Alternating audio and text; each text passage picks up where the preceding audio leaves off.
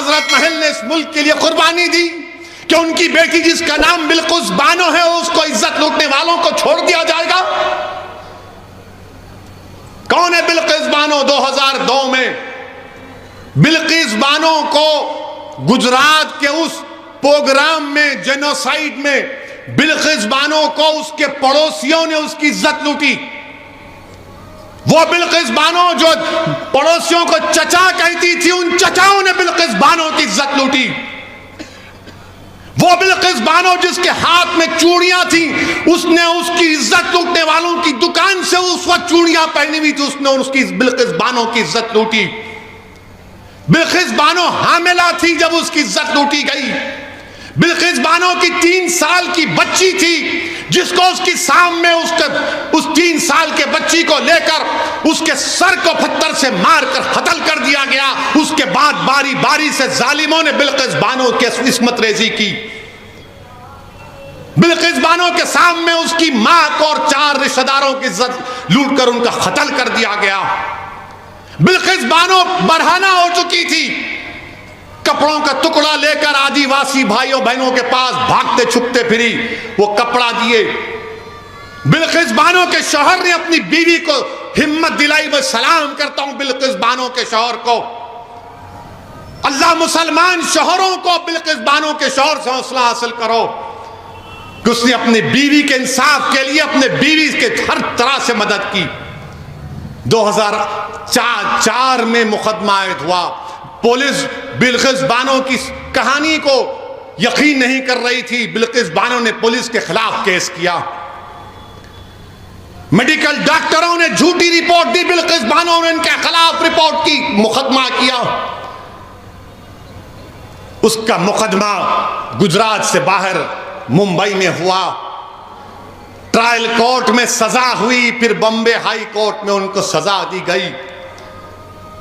मेरे अजीज दोस्तों और बुजुर्गों, 75 साल की आजादी का अमृत उत्सव मना रहे हैं और भारत की एक बेटी के साथ इस तरह का सलूक कर दिया जाता है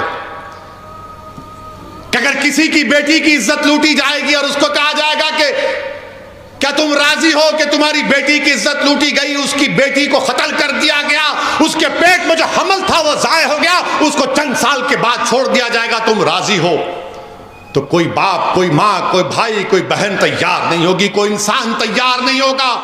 जिसके दिल में इंसानियत जिंदा होगी वो कहेगा कि नहीं, ऐसे जालिमों को जेल में सड़ाना चाहिए। मेरे अजीज दोस्तों और बुजुर्गों, इस बात की हमको तकलीफ है कि आजादी का अमृत उत्सव तो मना रहे हैं, मगर बिल्किस बानो कह रही है कि मेरा गम फिर से ताजा हो गया, इंसाफ पर से मेरा एतमाद कमजोर पड़ गया।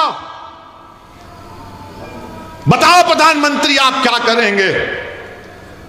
और रिव्यू कमेटी जो क्लेमेंसी दी गई सीआरपीसी में है, कानून में गुंजाइश है कि अगर कोई कैदी इतने साल जेल में रहता है तो हुकूमत के पास इख्तियार है। कमेटी बनाई रिव्यू कमेटी। रिव्यू कमेटी में कौन है? भाजपा के 5 लोग,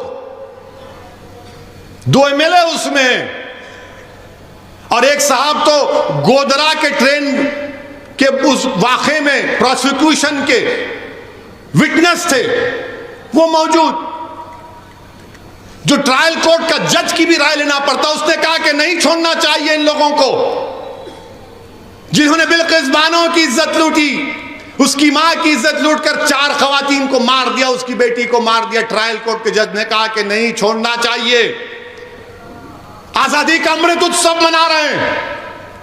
देश की 50% आजादी से क्या पैगाम देश दे रहा है? थोड़ी देर के लिए भूल जाओ कि वो मुसलमान थी, थोड़ी देर के लिए समझो कि वो हिंदू थी, वो ईसाई थी, सिख थी, वो इंसान थी। हम हिंदू मुसलमान के चक्कर में एक बच्ची से जो उसकी इज्जत के तार तार को तोड़ दिया गया। आज भारत में कोई आवाज नहीं उठाता। कहां गया वो जज्बा, वो रोड पर आना, वो एहतजाज करना? कुछ नहीं। क्यों? क्या उसका नाम बिल्किस है बोलकर? याद रखो, आज बिल्किस से हुआ, कल किसी और से खुदा ना खास्ता ना हो जाए। और वो क्या कहती है एमएलएज? वो जो रिव्यू कमेटी के एमएलए एक टीवी चैनल के इंटरव्यू में कहते हैं, क्या कहते हैं,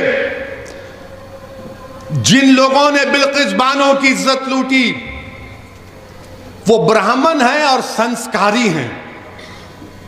किसी की बेटी की इज्जत लूटने वाला संस्कारी हो सकता है जालिम? अगर तेरी बेटी की कोई इज्जत लूटे तो संस्कारी कहेगा तू उसको? इस तरह की बात ऑन रिकॉर्ड कही गई। हम भारत के प्रधानमंत्री से पूछना चाह रहे हैं, ट्रिपल तलाक का कानून आपने बनाया था, आपने पार्लियामेंट के बाहर कहा था कि मैं मुस्लिम बहनों का भाई हूं। प्रधानमंत्री बिल्किस बानो भी आपकी बहन की बेटी है, प्रधानमंत्री बिल्किस बानो भी आपकी भाई की बेटी है। आप नरेंद्र मोदी हैं मगर आप देश के प्रधानमंत्री हैं, आप मुल्क के वजीर आजम हैं। हम आपसे अपील करते हैं, इंसाफ की खातिर आप अपने अख्तियारात को इस्तेमाल करिए और उन 11 लोगों को दोबारा जेल भेजाइए। वो बिल्किस लाचार और यतीमी की हालत में आज कह रही है कि मैं दुनिया से बात नहीं करूंगी, मैं दुनिया से बात नहीं करूंगी, इंसाफ पे से मेरा भरोसा उठ चुका है। हम वजीर आजम से अपील करते हैं, मुल्क के वजीर आजम से हर शख्स अपील करता है कि भारत के प्रधानमंत्री, तारीख में आपको किस तरह याद किया जाएगा वो आप फैसला कर लो। आप 2 इलेक्शन जीत चुके हैं मगर ये इंसाफ का मामला है, ये इंसाफ का मामला है। वजीर आजम, आप मुल्क के 133 करोड़ अवाम के वजीर आजम हैं। आप सिर्फ वोट डालने वालों के वजीर आजम नहीं है, देश के प्रधानमंत्री। आप अपने अख्तियारात को इस्तेमाल करो। बिल्किस बानो अपने घर से निकलने से डर रही है। हम देश के वजीर आजम से, मुल्क के वजीर आजम से कहना चाहते हैं, आजादी का अमृत उत्सव मनाइए मगर देश की 50% आबादी को आपकी सरकार ने, आपकी पार्टी ने गलत पैगाम दिया। ये खवातीन से नाइंसाफी है। जो इंसाफ को पसंद करते हैं वो मायूस हो चुके हैं। जो बाप अपनी बेटी के वास्ते परेशान है वो देखकर बोल रहा है कि मेरी बेटी का क्या होगा। इस मुल्क में कोई दिन नहीं जाता जब हमारी खवातीन पर जुल्म नहीं किया जाता।